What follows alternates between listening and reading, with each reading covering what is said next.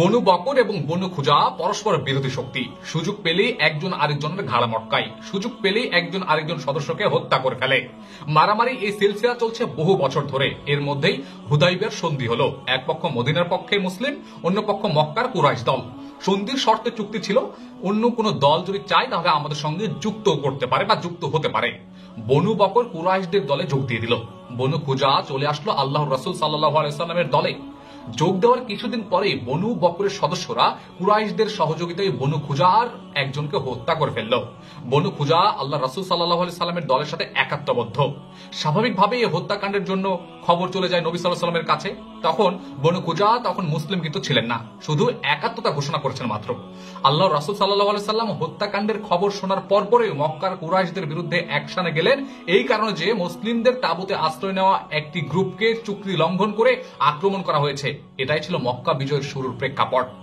মুসলিম ছিলেন না মনে রাখতে হবে, কিন্তু মুসলিম দলের সাথে সামাজিক ও রাজনৈতিক একাত্মতা ঘোষণা করেছিলেন মাত্র। এমন দলের বিপদেও আল্লাহ রাসূল সাল্লাল্লাহু আলাইহি সাল্লাম বাহিনী প্রেরণ করেছিলেন, চালিয়েছিলেন কূটনৈতিক দিন দরবার।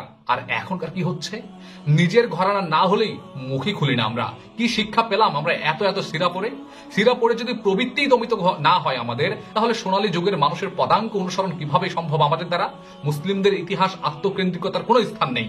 একবার মদিনার মসজিদে এক বেদুইন দোয়া করেছিলেন, আল্লাহ, হে আল্লাহ, আমাকে এবং নবী সাল্লাল্লাহু আলাইহি সাল্লামকে উত্তম যাজা দান করুন। আল্লাহ রাসূল সাল্লাল্লাহু আলাইহি সাল্লাম এটা শুনে চটে গেলেন, রেগে গেলেন, লাল হয়ে গেলেন। এই তুমি প্রশস্ত জিনিসকে কেন সংকীর্ণ করলে? এভাবে না বলে বলো আল্লাহ সবাইকে উত্তম যাজা দান করুন। আপনি লক্ষ্য করেছেন মুসলিমরা তো আজকের মতো এতটা বেখেয়াল ছিল না। এমনকি জালিম ফাসিক হাজ্জাজের আমলেও মুসলিমরা এতটা নোংরা, এতটা আত্মকেন্দ্রিক, এতটা নিচু মানসিকতা, এতটা ঘরানা কেন্দ্রিক ছিল না।